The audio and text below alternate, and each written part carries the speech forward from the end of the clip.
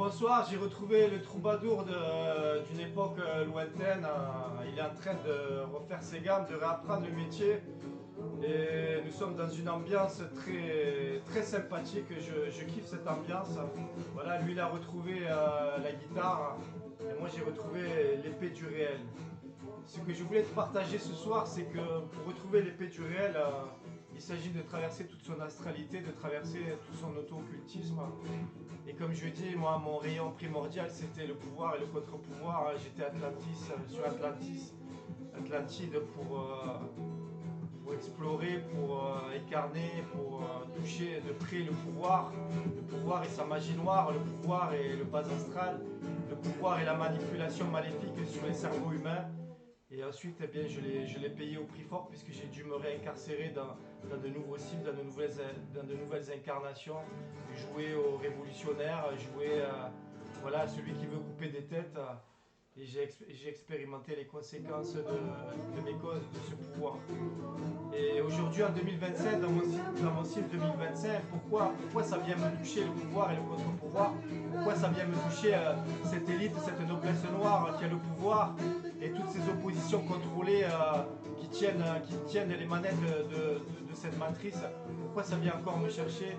Eh bien parce que mon background il est très impliqué, mon ADN il est très impliqué, très touché par ce rayon du pouvoir et du contre-pouvoir. Mais une fois que tu as traversé toute cette astralité, eh bien tu as accès de nouveau à l'épée du réel. Tu peux retirer l'épée du réel comme Arthur dans sa légende arthurienne. Il retire l'épée du rocher et il a accès, à l'épée du réel. Et chacun a accès à son épée, son épée arthurienne, son épée christique, son épée qu'on trouve au fond de son mental, au fond de son sims, au fond de son astralité, au fond de toutes ses croyances. Et une fois que tu as accès à cette épée du réel, eh bien, tu n'es plus magnétisable. Je ne suis plus magnétisable sur ce rayon du pouvoir et du contre-pouvoir. Je ne suis plus magnétisable sur ce rayon du pouvoir. C'est aujourd'hui, lorsque je regarde le pouvoir et ses oppositions contrôlées, eh bien, je ne suis plus magnétisable. Et je voulais dire que lorsque tu retires l'épée du réel au fond de ton astralité, eh bien, tu n'es plus du tout magnétisable par ces égrégores, par ces lignes de temps, ou tous ceux qui sont pas nés à eux-mêmes et qui jouent au gourou du pouvoir, au gourou du contre-pouvoir, eh bien, tu n'es plus magnétisable et tu reviens dans la verticalité de ton être réel, de ton savoir réel. Tu te souviens de la première intention que tu as posée avant de sombrer dans cette matrice artificielle. Et tu peux être au centre de tous les autres rayons. Tu peux être au centre du rayon du faux amour, de l'amour astralisé, de l'amour bisounours, de l'amour fractalisé. Si tu as été dans la Lémurie et tu as joué à ça, eh bien aujourd'hui en 2025, tu peux retrouver ces êtres non nés qui jouent au gourou, qui se créent des empires financiers, en créant des formations, en créant des enseignements spirituels, en te parlant de anges, archanges, de maîtres ascensionnés avec le haut astral. Et tu peux être magnétisable, tu peux être contrôlable, hypnotisable par rapport à ce rayon du faux amour astralisé. Et lorsque tu reviens à toi-même et que tu décroches l'épée du réel, tu n'es plus magnétisable sur ce rayon-là. C'est pareil, cette centricité, ce maître être maître de ta périphérie, eh bien, tu peux aller le chercher sur tous les autres rayons secondaires. Tu peux aller le chercher au fond de ton arbre généalogique et décrocher l'épée de ton réel au fond de ton arbre généalogique et tu n'as plus à jouer, aux parents, tu n'as plus à jouer au père, à la mère, au fils, à la fille. Plus de rôle, plus de rôle. Voilà, tu ne joues plus de rôle, tu ne joues plus à aucun rôle. Ce jeu de rôle et de rôle, et tu ne le joues plus puisque tu es redevenu le père de tous tes pères. Et tu ne viens plus te reprogrammer, te reproduire dans cette matrice artificielle pour jouer au fils, au père, etc. Et pareil, dans le couple astral, tu peux aller décrocher l'épée du réel, ne plus jouer au couple astralisé, au dominant-dominé.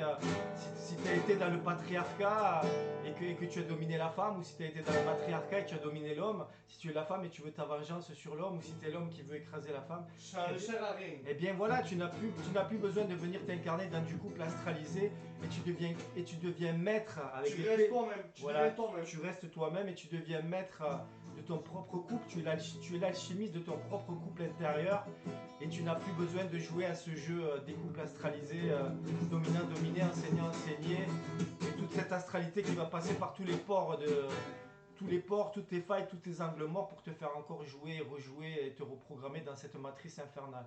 Voilà, ce que je voulais dire, c'est dans l'ambiance de mon pote Troubadour, hein, le Troubadour de l'époque, que j'ai connu à l'époque, je l'ai retrouvé aujourd'hui et dans cette ambiance-là, je viens te parler de l'épée du réel et je viens te dire que pour accéder à l'épée du réel, tu dois traverser toute ton astralité.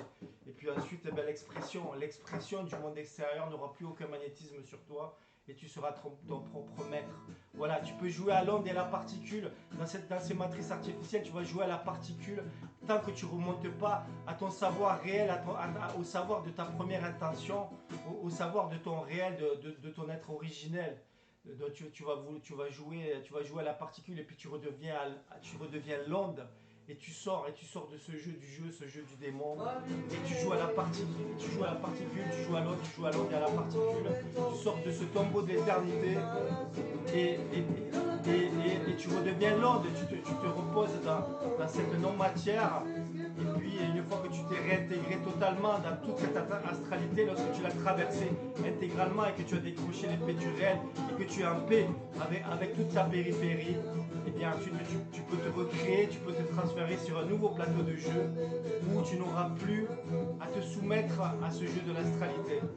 Voilà, je remercie mon pote Troubadour qui a un peu porté cette ambiance-là, cette ambiance guitare. Et je vous dis à plus dans le bus avec le son des dragibus et au terminus. Elle m'a dit d'aller siffler là-haut.